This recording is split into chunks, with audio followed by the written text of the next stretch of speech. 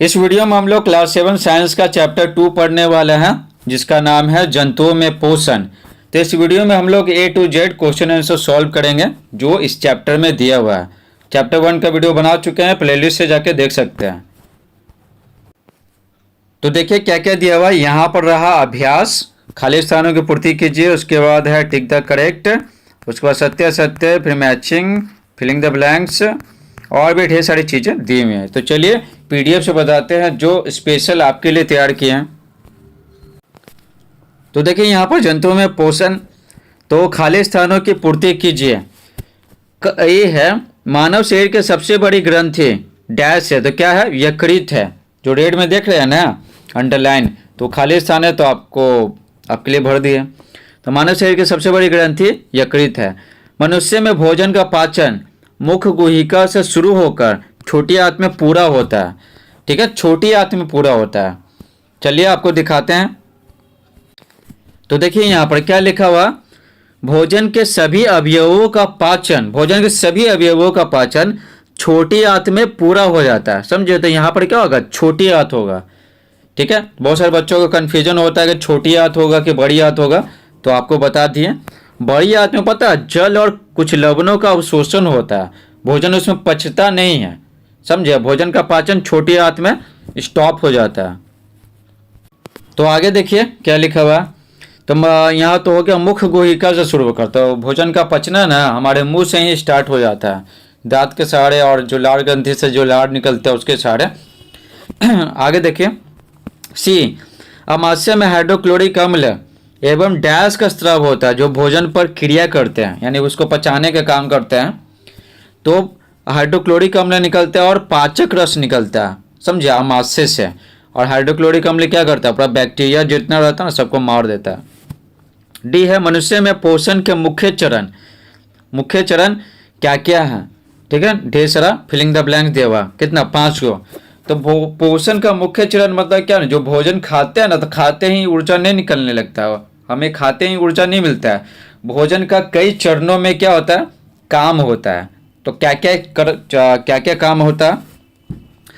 देखिए पहले अंतर्ग्रहण, फिर है पाचन, फिर अवशोषण, फिर स्वांगीकरण, फिर है निष्कासन। ठीक है, तो देखिए अंतर्ग्रहण में क्या होता है, भोजन को जो खा रहे हैं शरीर के अंदर ले रहे हैं तो अंतर्ग्रहण। फिर भोजन क्या होता है, पचता है तो पाचन। फिर पचा हुआ भोजन क्या होता है, हमारा जो शरीर है ना वो अवशोषित करता है। ठीक है, पचे हुए भोजन को। स्वांगीकरण मतलब जो पचा हुआ भोजन से जो अवशोषित हुआ है ना, तो उसका उपयोग करता है शरीर।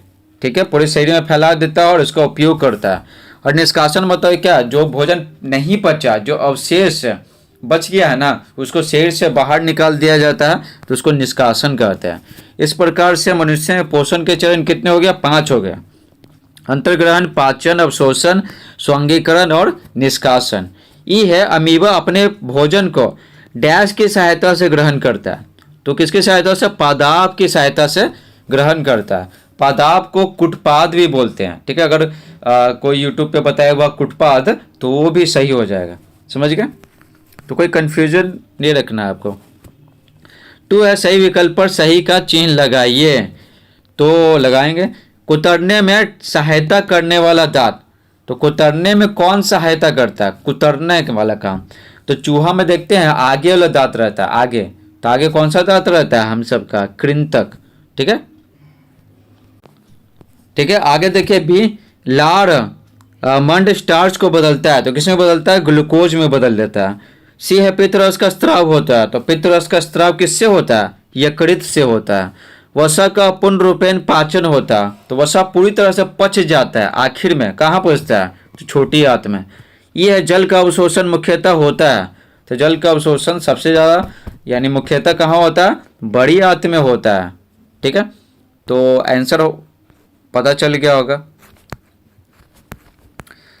आगे देखिए 3, सत्य और असत्य कथनों को चिन्हित कीजिए। देखिए पहला, अमाशय में हाइड्रोक्लोरिक अम्ल का स्राव होता है। तो ये सही बात है, यही ना बैक्टीरिया को मारता है जो भोजन में रहता है, तो सत्य हो जाएगा। पित्तरस से प्रोटीन का पाचन होता है। तो नहीं, पित्तरस से पता है वसा का पाचन होता है, तो ये गलत है, असत्य है। प्रोटीन का पाचन मुख से ही आरंभ हो जाता है। तो नहीं, मुख से क्या, मुख यानी मुंह से आरंभ होता है ये, जो कार्बोहाइड्रेट रहता है ना, ग्लूकोज कहिए, कार्बोहाइड्रेट कीजिए कहिए या फिर मंड कहिए, उसका पाचन होता है, ना कि प्रोटीन का, तो ये असत्य हो जाएगा। 4 है जुगाली करने वाले जो जीव हैं, जो जानवर हैं, निगले हुई घास को पुनः अपने मुख में लाकर धीरे धीरे चबाते हैं, यानी जिसको जुगाली करना करना कहते हैं, तो ये सत्य है। ठीक है, जैसे बकरी गाय भैंस में होता है। 5वां है छोटी आंत में श्लेष्मक स्त्रावित होता है, तो ये असत्य है, श्लेष्मक स्त्रावित नहीं होता है, समझे, छोटी आंत में श्लेष्मक स्त्रावित नहीं होता है। आगे देखिए 4 तो मैचिंग करना है, तो कार्बोहाइड्रेट तो ये शर्करा से मैच होगा, शर्करा। प्रोटीन तो ये अमीनो अम्ल से बनता है, वसा अवसा अम्ल एवं ग्लिसरॉल से जो टूटता है ना, पचता है ना, तो वसा अम्ल और ग्लिसरॉल में बदल जाता है। पित्रस किससे निकलता है? पित्ताशय से। लाड़ किससे निकलता है? लाड़ ग्रंथि से निकलता है।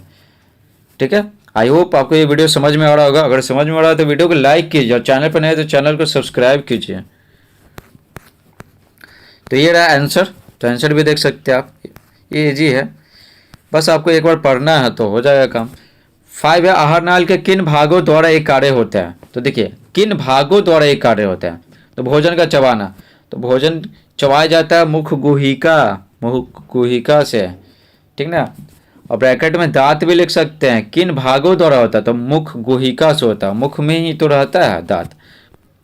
2 है जीवाणु नष्ट होना, तो जीवाणु नष्ट होता है अमाशय में, ठीक है, अमाशय में। अमाशय से जो सेल निकलता है ना, हाइड्रोक्लोरिक अम्ल, वो जीवाणु को नष्ट कर देता है जो भोजन में मिला हुआ रहता है। 3 उपयोगी पदार्थों का अवशोषण, तो अवशोषण क्या होता है? जो भोजन पचता है ना, तो उसका अवशोषण छोटी आंत में होता है, तो छोटी आंत में भोजन पचता भी है और अवशोषित भी होता है, आप ये ध्यान रखिएगा, ये बहुत ही इंपॉर्टेंट क्वेश्चन है। 4 है मल का निकास, तो मल बाहर निकलता है मल द्वार से। अब आगे देखते हैं 6, एक शब्द में उत्तर दीजिए। मानव शरीर में पाए जाने वाला कठोरतम पदार्थ, सबसे कठोर है, तो क्या इनेमल है। ये दांत का जो ऊपरी परत होता है ना, इनेमल बहुत कठोर होता है, सबसे कठोर होता है हमारे शरीर में। 2 है पचे भोजन का अवशोषण करने वाली अंगुली जैसी संरचनाएं क्या कहलाती हैं? तो रसांगुल कहलाती हैं, रसांगुल। ये कहाँ रहता है? छोटी आंत में रहता है। घास खाने वाले जंतुओं में सेलुलोज पाचन का स्थान क्या कहलाता है? तो रूमेन कहलाता है, रूमेन। हम सबके शरीर में सेलुलोज का पाचन नहीं होता है। 4 है अमीबा में भोजन पाचन का स्थान, तो अमीबा में भोजन पचता है, तो किस भाग में है? तो खाद्यधानी में पचता है। 5 है भोजन के अवयवों से उपयोगी पदार्थ संश्लेषण की प्रक्रिया, तो जो भोजन खाया तो पच गया तो अवशोषित भी तो होना चाहिए, अवशोषित होकर पूरा बॉडी में फैलना चाहिए और उसका उपयोग होना चाहिए, तो स्वांगीकरण हो जाएगा। ठीक है, आगे देखिए 7 क्या लिखा हुआ? कारण बताइए। मनुष्य में सेलुलोज का पाचन नहीं होता, तो क्यों नहीं होता? तो देखिए उत्तर लिखेंगे, मनुष्य के आहार नाल में सेलुलोज को पचाने में मदद करने वाले बैक्टीरिया या इसे पचाने वाले एंजाइम नहीं होते हैं, इसलिए मनुष्य में सेलुलोज का पाचन नहीं होता। तो देखिए हमारे शरीर में पता है सेलुलोज को पचाने वाले जो बैक्टीरिया होते हैं ना, हर बैक्टीरिया हानिकारक नहीं होता है, कुछ पचाने में सहायता भी करते हैं हमारे बॉडी में, तो हर जीव में बैक्टीरिया होते हैं, समझे। तो हमारे शरीर में जो बैक्टीरिया है ही नहीं जो सेलुलोज को पचा सके, और ऐसे एंजाइम भी नहीं है हमारे शरीर से निकलता है जो सेलुलोज को पचा सके, ठीक है, तो नहीं पचता है। ये काऊ बफेलो और ये सब गोट सीप ये सब में पचता है। ये देखिए अमीबा के खाद्यधानी में भोजन का पाचन होता है, तो अमीबा के खाद्यधानी में भोजन का पाचन क्यों होता है, कारण न बताना है। तो देखिए उत्तर लिखेंगे, अमीबा के खाद्यधानी में भोजन का पाचन होता है क्योंकि इसमें ही पाचक रसों का स्त्राव होता है, यानी निकलता है। पाचक रस यानी क्या? पचाने वाले जो एंजाइम होते हैं ना, तरल पदार्थ, उसी को पाचक रस कहते हैं। तो क्या हो गया आंसर?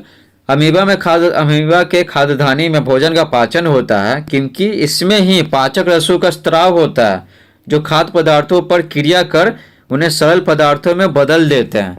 ठीक है, खाद्य पदार्थ पर क्रिया करेंगे सरल पदार्थ में बदल देंगे। ठीक है, सरल यानी सिंपल, कहने का मतलब है कि ये पचाने का काम कर रहे हैं।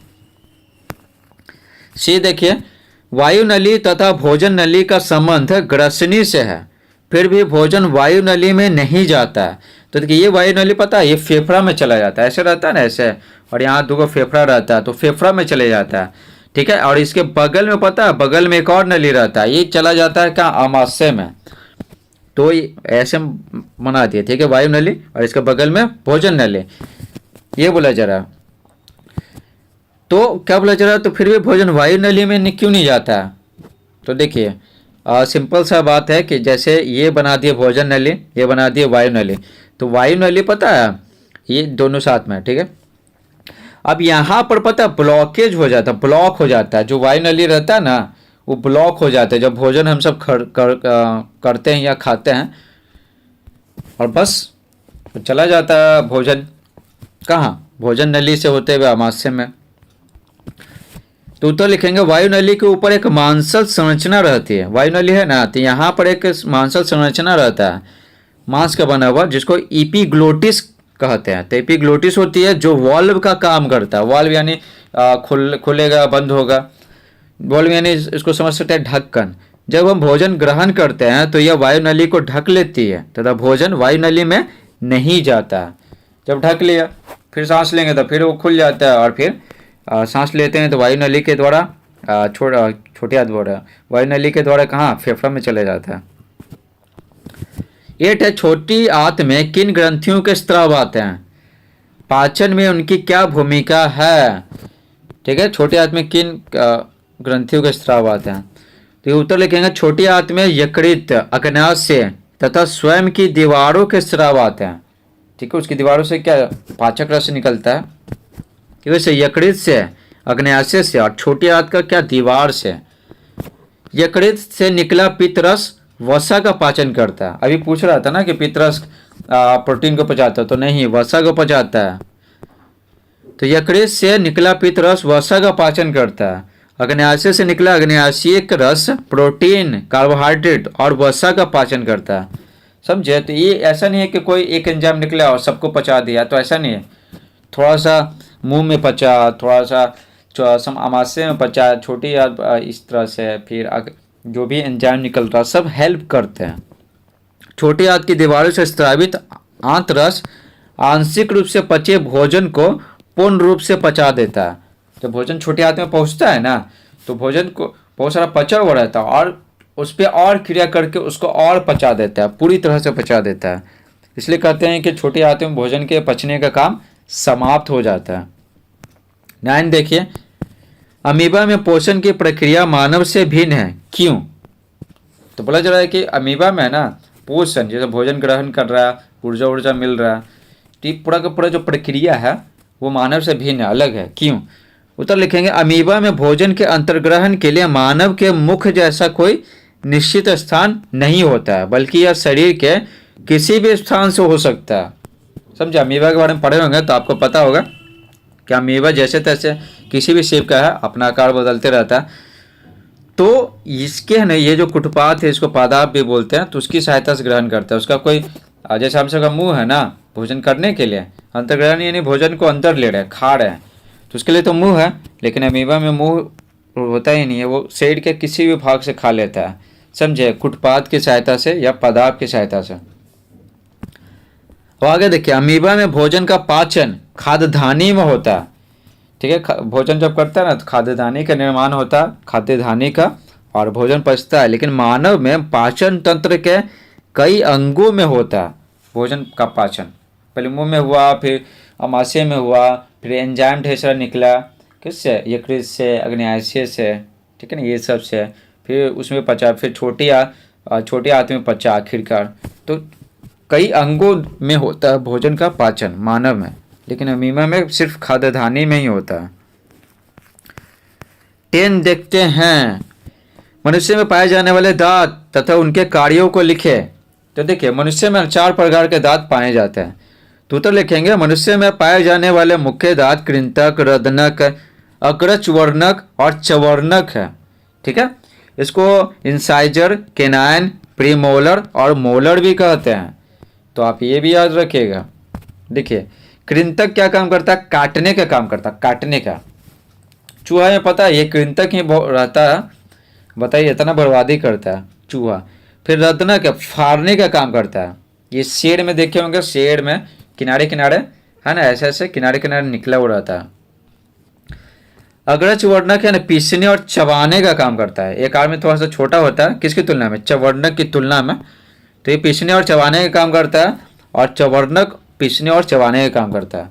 ठीक है, दोनों का सेम ही काम है। ज़्यादा ये पीसता है क्योंकि ज़्यादा चौला होता है। 11 देखिए, मनुष्य के पाचन तंत्र का नामांकित चित्र बनाइए। नामांकित चित्र मतलब आता है समझ में, चित्र बनाना है और पाचन तंत्र में जो जो अंग सहयोग करते हैं ना उसका नाम लिखना है। समझ गए? तो चलिए आपको बताते हैं। तो देखिए यहाँ पर ये रहा मुंह, फिर ग्रसनी। ठीक है, जो नली होता है ना तो ग्रसनी है। तो यहाँ पर ना बता रहे थे ये वायु नली है, ये भोजन नली है। तो यहाँ पर वॉल्व रहता है जिसको इपिग्लोटिस कहते हैं। तो ग्रसनी हो गया, फिर बना दीजिएगा यहाँ से जुड़ा हुआ ग्रास नली, फिर आमाशय, फिर ये यकृत लिख दीजिएगा, ये छोटा वाला पित्ताशय लिख दीजिएगा, और ये वाला लिख दीजिए आग्नेयाशय लिख दीजिएगा। ठीक है, उसके बाद छोटी आंत आपको दिखाई दे रहा है, और बड़ी आंत और मलाशय। समझ गया? तो बस यहाँ पर ध्यान रखिएगा, ये आग्नेयाशय है। ठीक है, ये आग्नेयाशय है, ये यकृत है, ये छोटा सा पित्ताशय है। आप किताब से भी हेल्प ले सकते हैं। ठीक है, आई होप आपको ये वीडियो पसंद आया होगा, और पसंद आया तो वीडियो को लाइक कीजिए। आप सब वीडियो को लाइक करते नहीं हैं। सारा वीडियोस मेरा मेड फॉर किड्स कर दिया, पूरा चैनल बर्बाद हो गया, तो आप सब हेल्प करते नहीं हैं। Thanks for watching.